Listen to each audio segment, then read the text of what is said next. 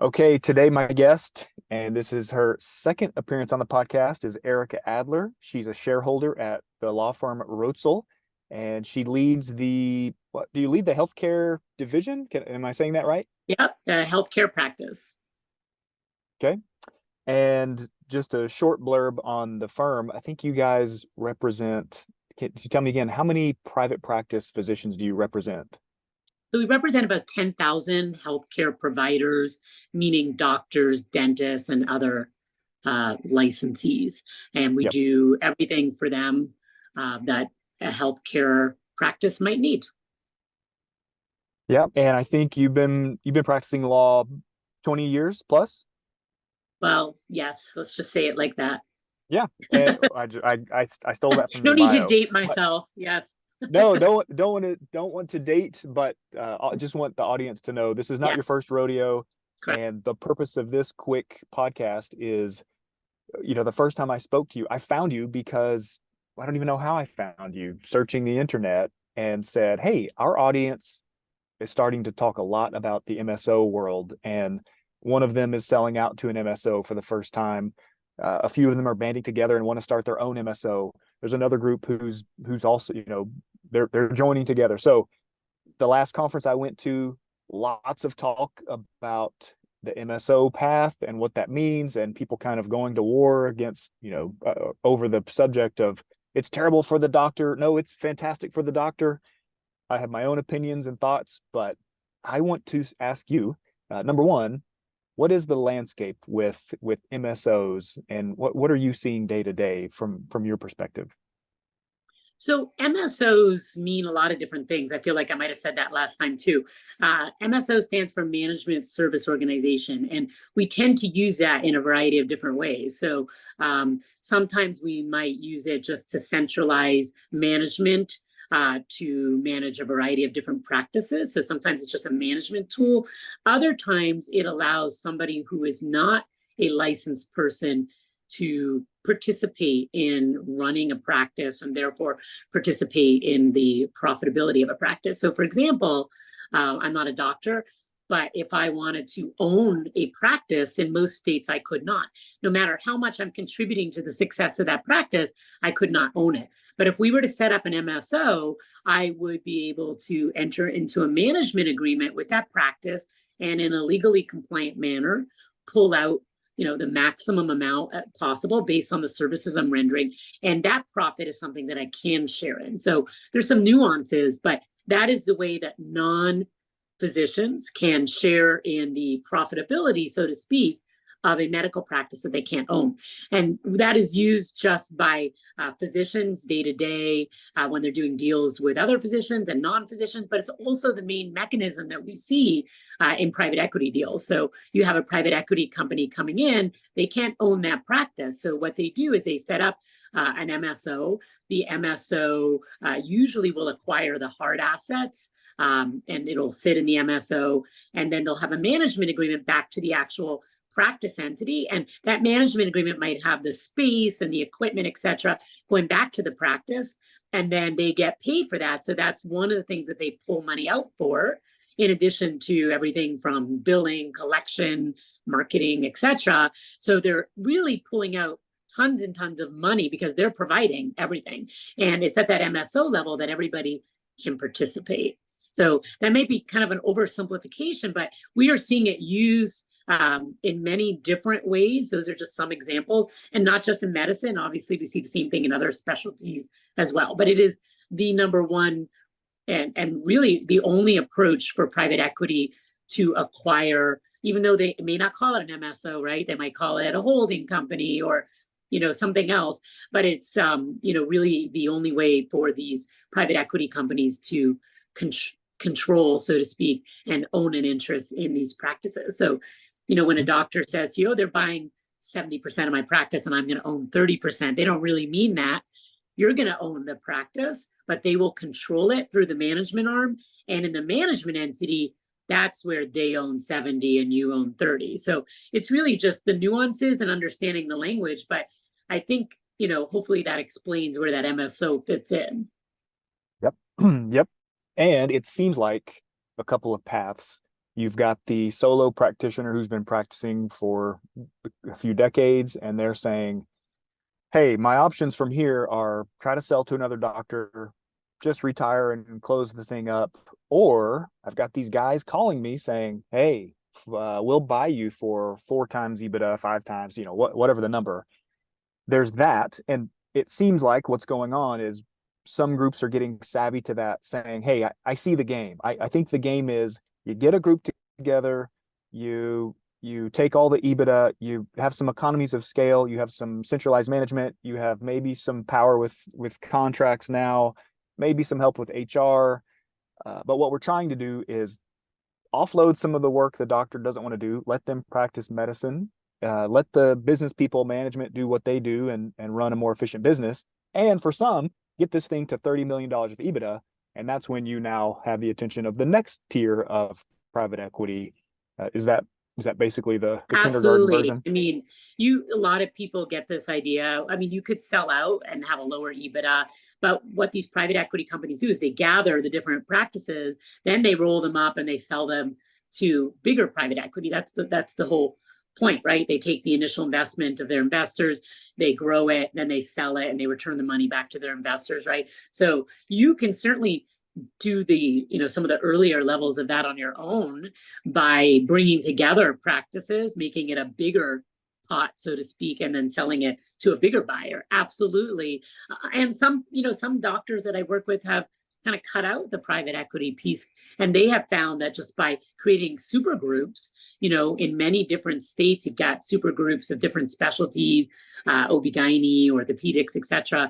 And they do a great job of just building an enormous empire, running it efficiently with great profits without the need for private equity. So what does private equity bring to the table? They really bring a lot of money and that initial attraction the doctors feel to get a nice payday. They sometimes bring a lot more sophisticated expertise, whether it's payer contracts or analysis and marketing, etc. Sometimes they do, sometimes they don't. That's not always the case.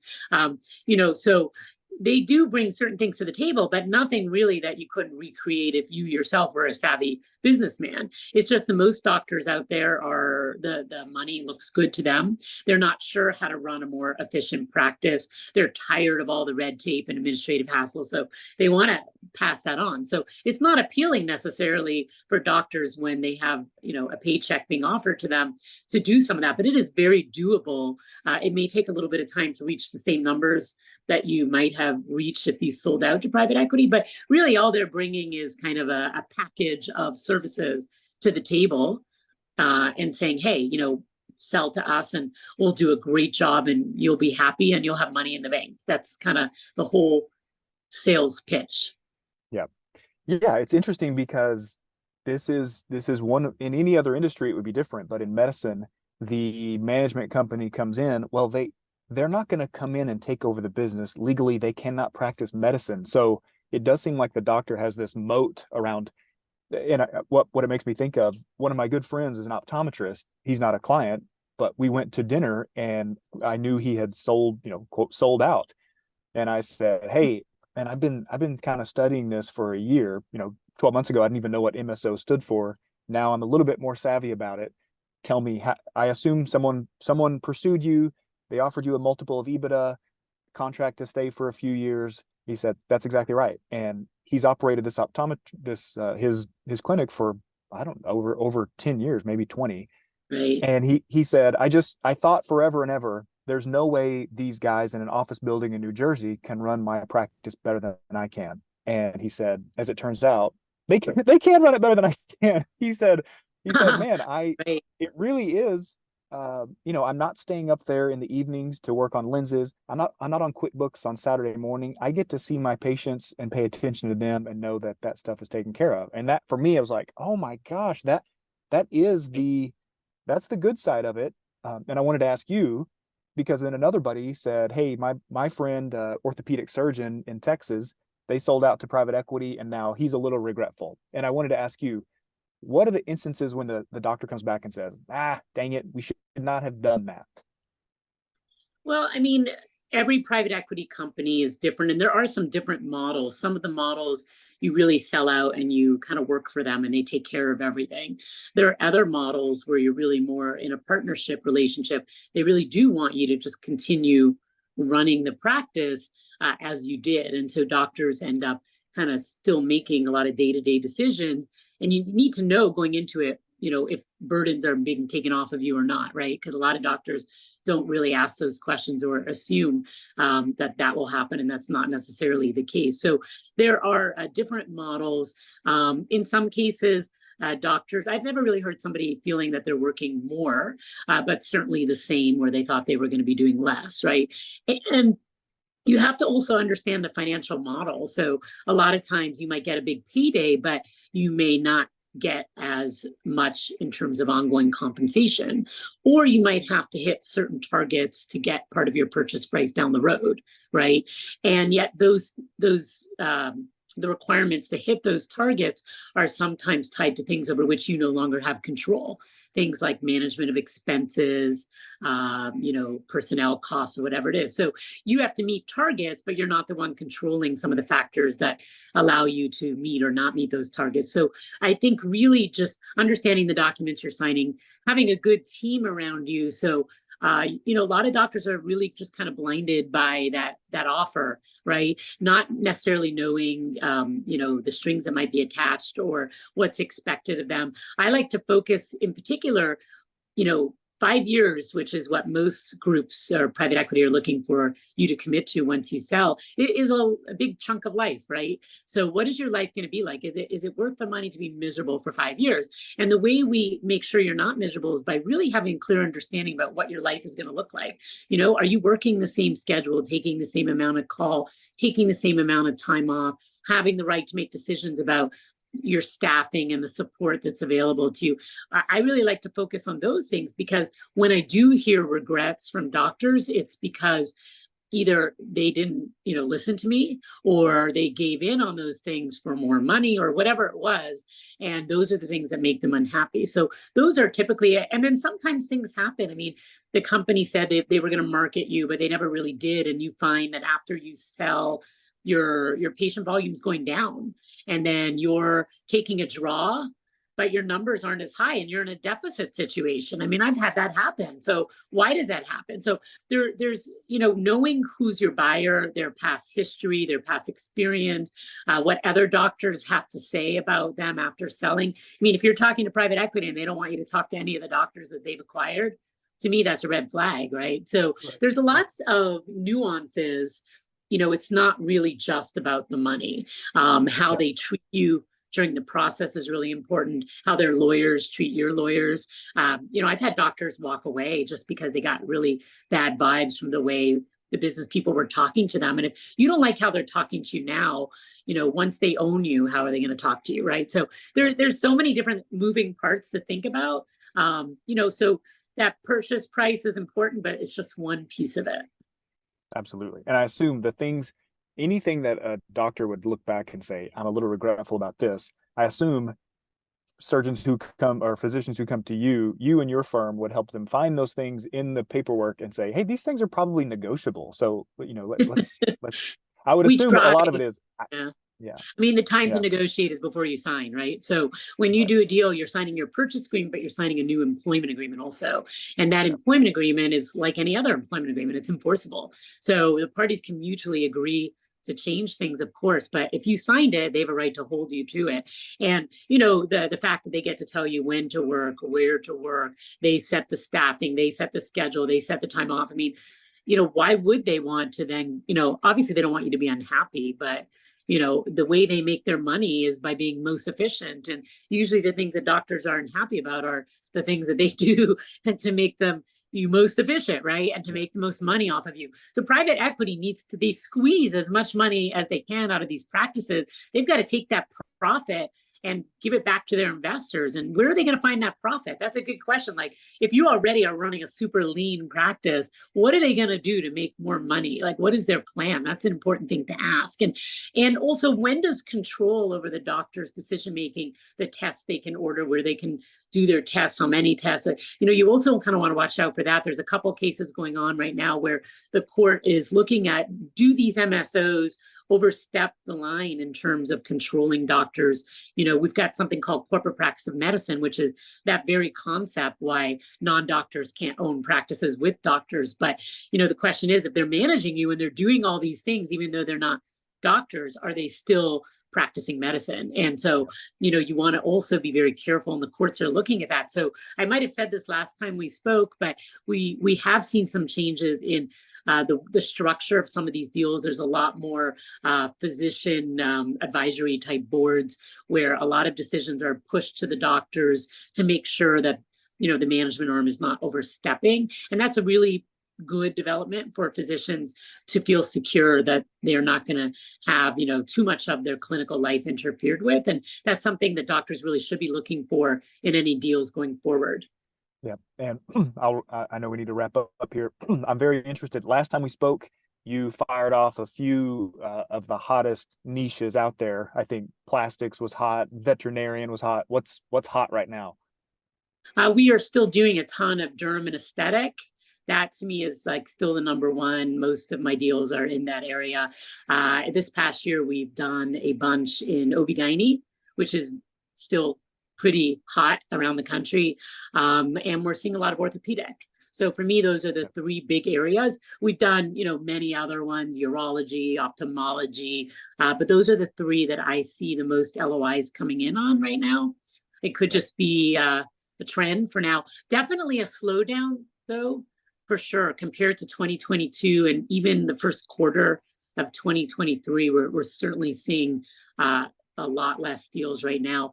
And even people who signed LOIs, we are seeing the buyers trying to go back and renegotiate, or pulling out of deals in some cases. So the market, the ability to borrow money at reasonable rates, et cetera, is really having an impact on some of the transactions.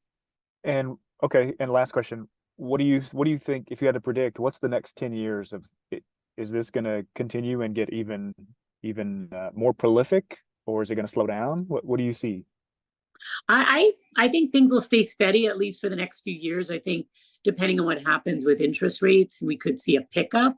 The one unknown is whether healthcare is being negatively impacted by private equity, and if the government is going to step in. One thing we do see is that there were some waivers having to do with healthcare that were in place, so you didn't have to necessarily get permission to do certain types of healthcare deals, but now that has been taken away. So we are looking at the government coming in now and having to give approval in some cases related to healthcare. And I think that's just the beginning of them wanting to get more involved with some of these transactions. You have to do a pretty large transaction to have to report it to anyone, right? And I think the government realizes there's billions, maybe more dollars in these deals going on, but because there's so many and they're below the threshold, that they don't really have a good picture of what's happening. And I